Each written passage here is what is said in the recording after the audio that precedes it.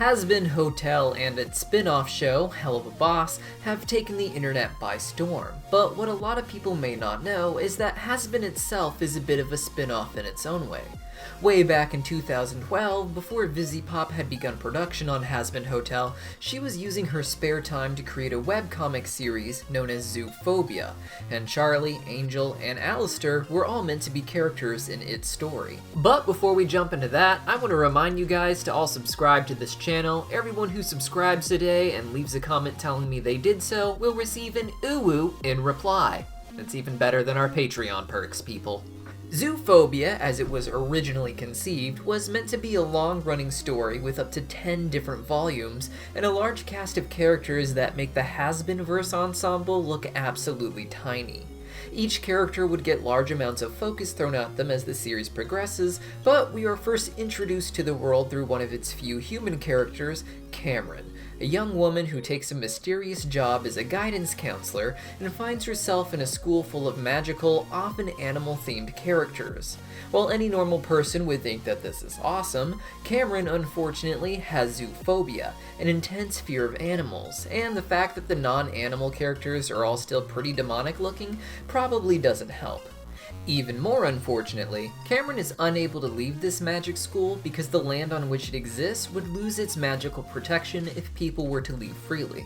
And so, Cameron tries to make the best of her new life by getting over her fear of animals and finding ways to love this magical world that she has stumbled into.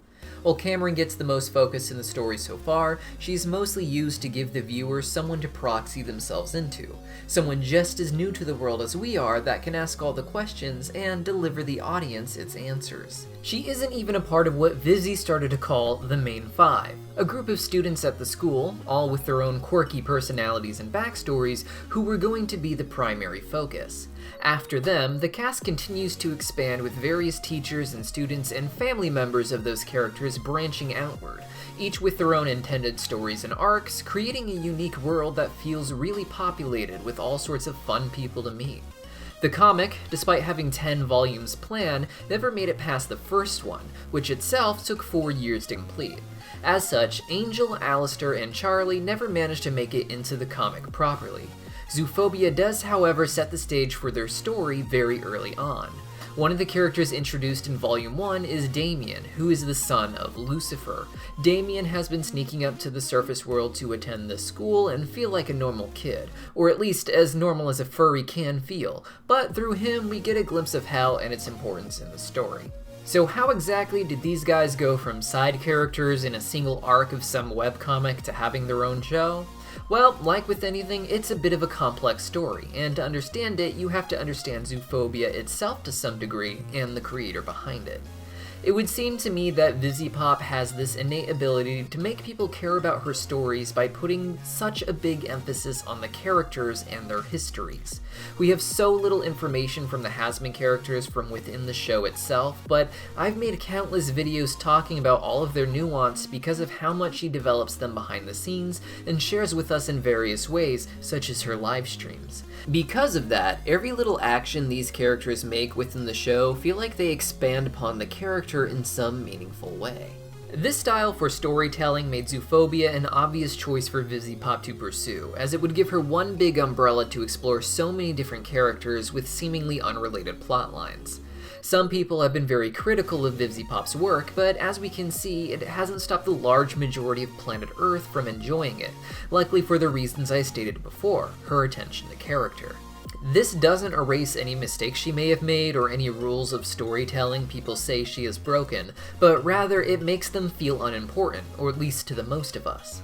Zoophobia is similar to Hazbin Hotel in that it is able to suck you into the world with its characters and give you a good time, even if some issues exist that you wouldn't tolerate in other stories. Unlike Hazbin Hotel, these issues are a lot more noticeable in Zoophobia, and that has led to quite a lot of criticism, with over 200 pages of people discussing their issues with the comic on the Bad Webcomics wiki forum, leading to it getting its own article. While a lot of the issues they discuss rang true for me, I just couldn't find myself caring enough to not enjoy the story. For instance, in one chapter, Cameron has settled into being a counselor and has a session with Jack, one of the members of the Main Five. Anyone subscribed to VivziePop's channel likely recognizes him from at least the thumbnail from the short, Bad Luck Jack. In this chapter of the comic, Jack basically just dumps out exposition to better establish him and his characters, something that mostly contradicted the narrative style up to this point. For the first few chapters, we were getting a slow crawl of information, almost to a frustrating degree where no one seems willing to fill in this human character about where she is or what this world's problems are, even as they do battle right in front of her. At this point in the story, the comic had already been running for 3 years, with this being near the end of its first arc. With 10 volumes planned, and Vivzie still just trying to give us basic information about her main characters, she likely felt that she didn't have another way to tell the story, at least not as fast as she did.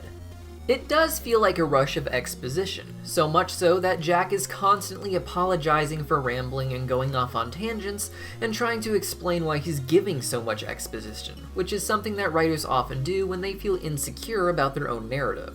When Jack apologizes for the exposition dump, it feels more like VivziePop is apologizing and trying to find a real-world explanation to justify it.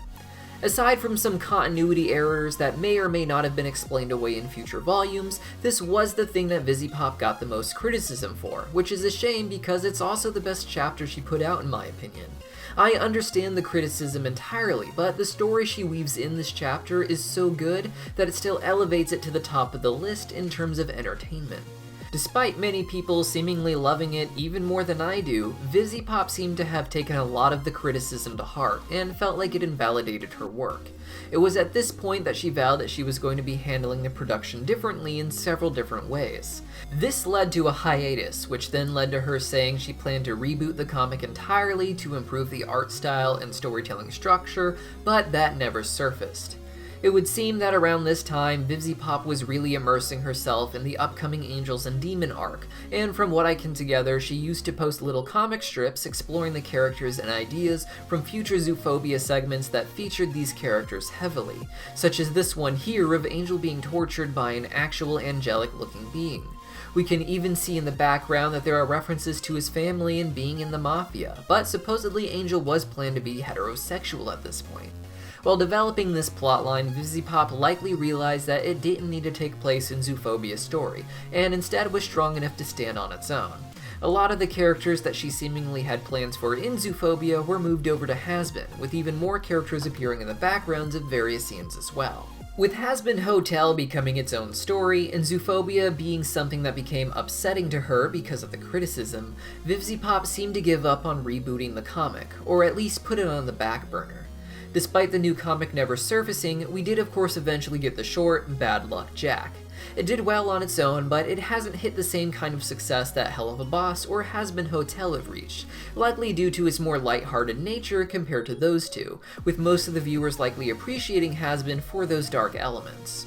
While the short is supposed to be just one of at least a few that were planned, it's hard to say if more will be coming out, let alone the comic being rebooted, but I have to say I hope it does.